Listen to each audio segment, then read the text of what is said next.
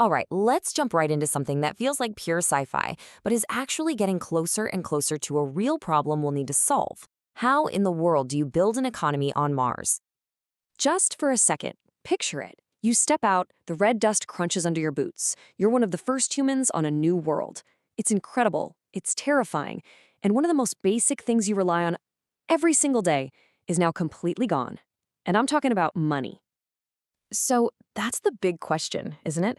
When you're literally on another planet, separated by this just unimaginable gulf of space, how do you do business?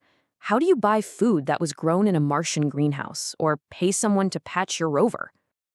And that's the hard truth.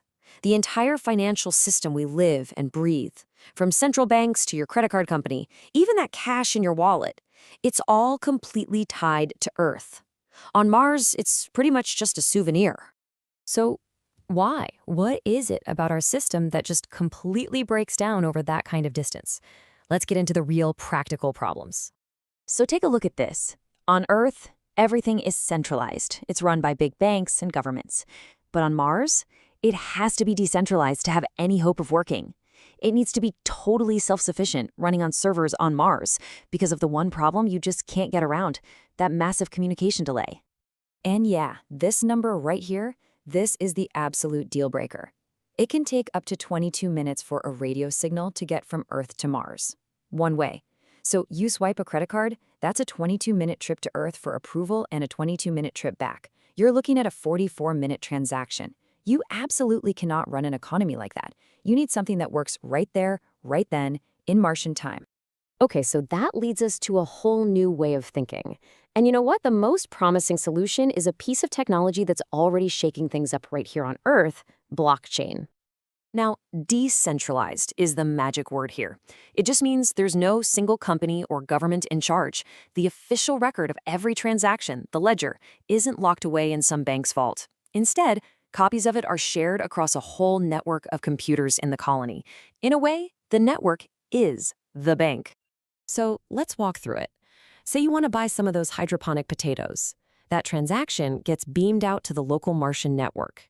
A bunch of other computers in the habitat quickly confirm you've got the MartianCoin, and then they lock that transaction into the shared ledger. Boom, done.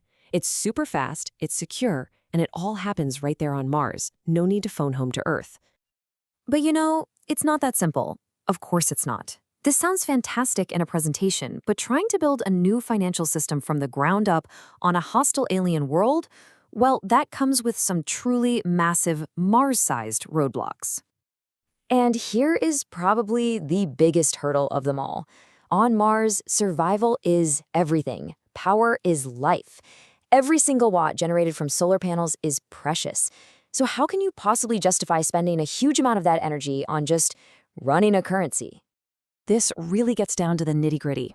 A lot of cryptocurrencies, like Bitcoin, use a method called proof of work. It's famous for being super secure, but it is also an energy hog, just an absolute non-starter for Mars. So whatever MartianCoin becomes, it would have to be built on a different model, something way more energy efficient that's designed specifically for an environment where you can't afford to waste a single joule.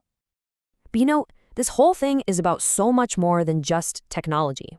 Money is baked into our culture, and creating a brand new currency from scratch is going to have a profound effect on what it means to be a Martian. It's going to shape a whole new society. And this quote it nails it. The way these first colonists decide to trade, the things they decide are valuable, the rules they set up, all of that is going to become a core part of their identity as the first branch of humanity to live on another world. And this is where it gets really fun to think about. You could see totally new kinds of valuable things emerge. Think about digital assets, NFTs, that represent proven ownership of the data from a geological scan, or a piece of digital art inspired by a Martian sunset. Or what about the digital file for the first poem ever written on Mars? When physical stuff is hard to move, proving digital ownership becomes incredibly important. So, as we get ready to wrap this up, let's bring this whole conversation back down from the red plains of Mars to the phone that's probably in your pocket right now. Because here's the main takeaway. A colony on Mars might still feel a long way off, but the basic building blocks for its economy, blockchain, decentralized finance, that stuff is being built and experimented with right here, right now. And really, That's the ultimate vision, isn't it? A future where our economy isn't just global, it's interplanetary, where you can move value between two worlds as easily as we send a message today. So I'll leave you with this. The technologies that are going to power a city on another planet are the very same ones that are starting to change what money means here on Earth. So the next time you open your banking app, take a second and think bigger. Think interplanetary. Thanks for joining me.